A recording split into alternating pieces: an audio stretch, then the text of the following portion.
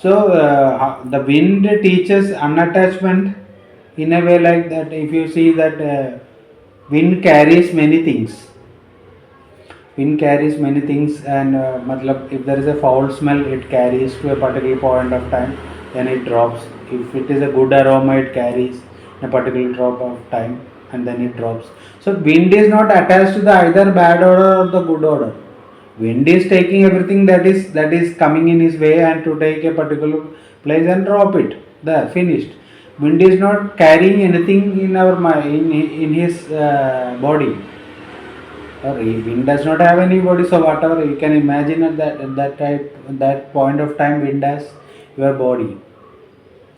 So wind is not attached to anything. Wind is coming, wind is taking, wind is leaving it. So can we live like that? Can we live a perfect life of unattachment?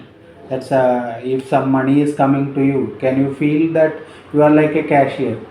If some pleasure is happening to you, can you imagine this pleasure is only temporary, that is not forever? The problem with us is when the pleasure or pain that comes to us, then we will think that is forever. That means we are attaching to that. The attachment, if you remove the attachment with whatever that is coming, then you are living like a pin, perfectly attached, unattached. In Sanskrit, we used to, there's a saying that edircha, whatever that is coming to your way and you are enjoying that, then it's like the wind. You are not asking anything, you are just taking it, leaving it, and then leaving it. Leaving and leaving. To leave. That is what the function of wind is.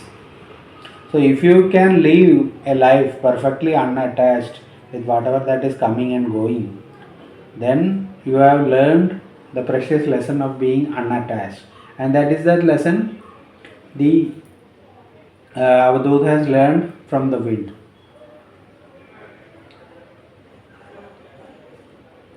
There are one more, apart from the carrying the burden, carrying wind carrying good and bad odor. There is one more thing, qualities of wind. That wind does not have any particular form. No, when it takes a form in which it is used. For example, you can use wind in a balloon. So the wind will take in the form of a balloon at that time. So the wind, if you use in the car tire, then the form of wind will be that tire. But wind is not the tire or wind is not the balloon.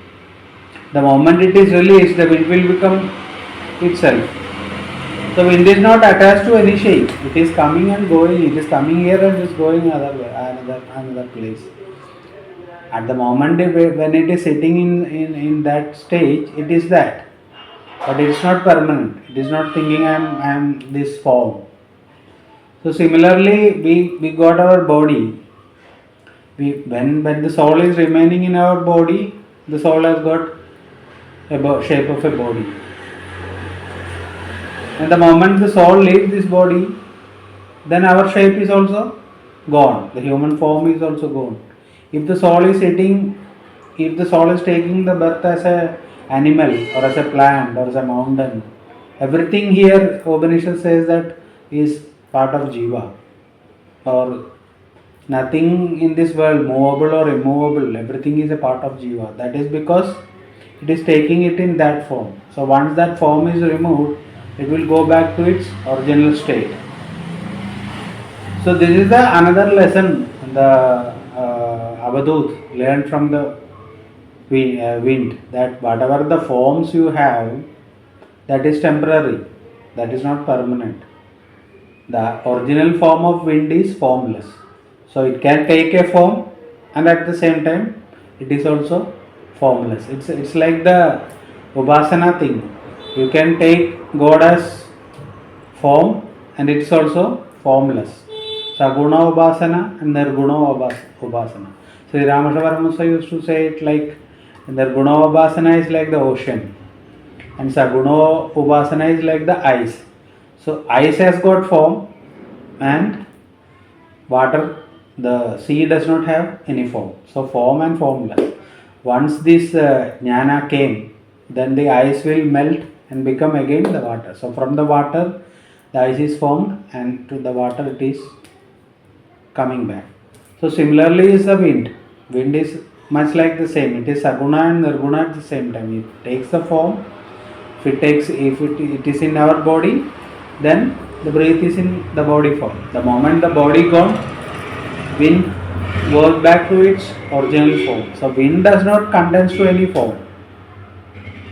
Wind is form and formless at the same time. So unattachment and this particular nature, matlab, the structure. These two things are the main lesson we can learn from the wind. Thank you.